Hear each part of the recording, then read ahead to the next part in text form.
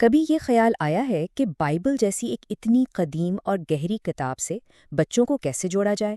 آج ہم jail Nelson کے کام کی روشنی میں اسی سوال کا جواب تلاش کرنے کی کوشش کریں گے اور عمر کے لحاظ سے ایک ایسا پریکٹیکل روڈ میپ دیکھیں گے جو اس سفر کو آسان بنا دیتا ہے۔ اور یہ سوال سچ پوچھیں تو بہت سے خاندانوں کے ذہن میں آتا ہے۔ ایک طرف حکمت سے بھرے مقدس کتاب اور دوسری طرف ہمارے بچے جو ٹیکنالوجی اور اتنی تیز رفتار دنیا میں جی رہے ہیں۔ ان دونوں کے بیچ میں پل کیسے بنایا جائے؟ یہی وہ چیلنج ہے جس پر آج ہم بات کرنے والے ہیں۔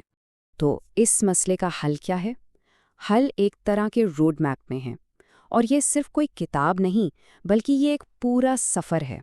ایک ایسا سفر جو بچے کی ذہنی اور روحانی گروتھ کے ہر سٹیج پر اس کا ساتھ دیتا ہے اور بہت آرام سے آہستہ آہستہ انہیں گہرائی کی طرف لے کر جاتا ہے۔ تو سوال یہ ہے کہ یہ سفر شروع کہاں سے ہوتا ہے؟ بالکل پہلے قدم سے، یعنی پری اسکول کے سالوں سے۔ یہ وہ عمر ہے جب فوکس پڑھانے پر بالکل نہیں ہوتا، بلکہ کہانیوں کے ذریعے ایمان کی ایک مضبوط، محبت بھری بنیاد رکھنے پر ہوتا ہے۔ پری اسکول کے بچوں کے لیے سب سے ضروری مقصد یہ نہیں کہ انہیں پڑھنا سکھایا جائے، نہیں، بلکہ ان کے اندر سننے کی محبت پیدا کی جائے۔ اس عمر میں بچے کانوں سے سن کر کہانیوں کی سچائیوں کو سیدھا اپنے دل میں اتارتے ہیں، اور بس یہیں سے وہ کنیکشن بننا شروع ہو جاتا ہے۔ تو اس عمر میں ہم 4 مین پلرز پر فوکس کرتے ہیں۔ پہلا تو یہ کہ جو اہم لوگ اور واقعات ہیں ان کا تعارف کرایا جائے تاکہ کہانی کی ایک بیس بن جائے۔ دوسرا، جو بنیادی سچائیاں ہیں وہ سکھائی جائیں۔ تیسرا، انہیں کلام کی جو خوبصورت زبان ہے اس سے روشناس کرایا جائے۔ اور چوتھا، چھوٹی چھوٹی سادہ آیات یاد کروانے شروع کی جائیں جو ان کے ننھے دلوں میں گھر کر لیں۔ دیکھیں، بچے ٹھوس مثالوں سے سب سے اچھا سیکھتے ہیں۔ اب جیسے خدا کے اصول ہیں، یہ ایک ایبسٹریکٹ آئیڈیا ہے، لیکن جب ہم اسے کسی عام سی مثال سے جوڑتے ہیں، جیسے والدین بچوں کو کہتے ہیں کہ گرم چولہے سے دور رہو، تو وہ فوراً سمجھ جاتے ہیں کہ یہ اصول کوئی پابندی نہیں ہے، بلکہ یہ تو محبت اور حفاظت کی نشانی ہے۔ اور ایک بات، اس عمر میں بچوں کی یاد کرنے کی صلاحیت کمال کی ہوتی ہے اپنے عروج پہ۔ تو جب وہ آیات یاد کرتے ہیں، وہ صرف الفاظ نہیں رٹ رہے ہوتے، بلکہ وہ اپنی زندگی کے لیے تسلی اور رہنمائی کا ایک ایسا قیمتی خزانہ جمع کر رہے ہوتے ہیں جو پھر مشکل وقت میں ان کے کام آتا ہے۔ اچھا، تو جب بچے تھوڑے بڑے ہوتے ہیں تو ظاہر ہے ان کے سیکھنے کا طریقہ بھی بدل جاتا ہے۔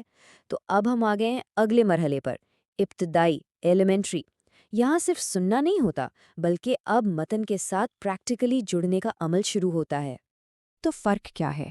پری اسکول میں سارا فوکس کہانیاں سننے پر تھا، لیکن اب وہ متن کے ساتھ ڈائریکٹ انٹریکٹ کرنا سیکھتے ہیں۔ اب وہ صرف کہانی کے کرداروں کو نہیں جانتے، بلکہ بائبل کا سٹرکچر کیا ہے، اس کے الفاظ کے معنی کیا ہیں، یہ سب سمجھنے لگتے ہیں، اور یہ ان کی سمجھ بوجھ میں ایک بہت بڑا قدم ہے۔ اور ہاں، الفاظ بہت اہمیت رکھتے ہیں، خاص طور پر جب بنیادی کانسیپٹ سکھائے جا رہے ہوں۔ مثال کے طور پر اگر گناہ کو صرف ایک غلطی کہہ دیا جائے تو اس کا جو اخلاقی وزن ہے وہ کہیں کھو جاتا ہے۔ اس کے بجائے جب ہم اسے خدا کی نافرمانی کہہ کر سمجھاتے ہیں تو بچوں کو اس کی اصل نوعیت اور سنجیدگی کا صحیح اندازہ ہوتا ہے۔ ایک اور زبردست طریقہ ہے آیات پر سوالات پوچھنا۔ یہ بچوں کو گہرائی میں جا کر سوچنے پر مجبور کرتا ہے۔ جیسے افسیوں 6:1 میں جب کہا جاتا ہے اطاعت کرو، تو کیا یہ ایک آپشن ہے؟ نہیں، یہ ایک محبت بھرا حکم ہے۔ اس طرح کی بات چیت سے بچے یہ سمجھتے ہیں کہ یہ احکامات ان کی اپنی بھلائی کے لیے ہیں۔ چلیں جی، اب وقت ہے تھوڑا اور گہرائی میں جانے کا۔ 9 سے 14 سال کی عمر، یہ وہ سٹیج ہے جب بچے تیار ہوتے ہیں کہ اب انہیں صرف گائیڈ نہ کیا جائے، بلکہ وہ خود آزادانہ طور پر بائبل کا مطالعہ کرنے کی سکلز سیکھیں۔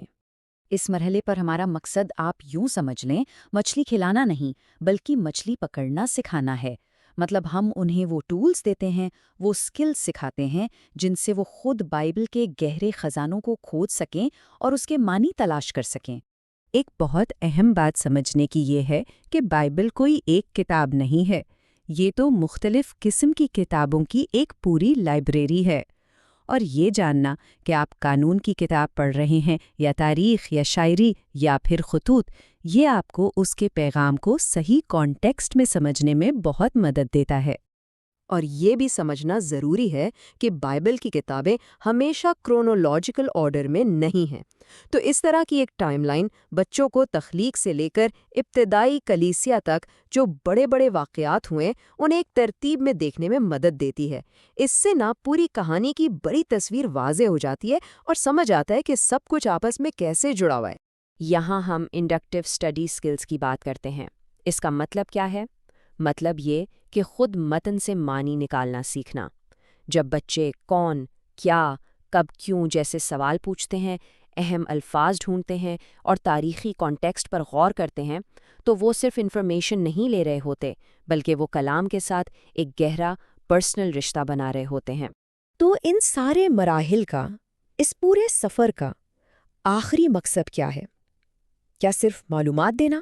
نہیں، بلکہ زندگی بھر سیکھنے اور بڑھنے کی ایک ایسی عادت بنانا جو ہر قدم پر ان کی رہنمائی کرے۔ تو بس یہ یاد رکھنے کی بات ہے کہ جو بھی طریقہ استعمال ہو وہ ہمیشہ بچے کی عمر اور سمجھ کے مطابق ہونا چاہیے۔ ہمارا اصل مقصد صرف نالج دینا نہیں ہے، بلکہ خدا کے کلام کے ساتھ ایک ایسا پرسنل اور مضبوط رشتہ بنانے میں ان کی مدد کرنا ہے جو زندگی بھر ان کے ساتھ رہے۔ اچھا، تو آج کی ساری بات چیت کے بعد ایک سوال سوچنے کے لیے چھوڑے جا رہا ہے۔ وہ کون سا ایک چھوٹا سا پریکٹیکل قدم ہے جو اسی ہفتے اٹھایا جا سکتا ہے تاکہ کسی بچے کے دل میں ان کہانیوں کے لیے تجسس کی ایک چنگاری روشن ہو سکے؟ یاد رکھیے گا، ایک چھوٹا سا قدم بھی ایک بہت شاندار روحانی سفر کی شروعات بن سکتا ہے۔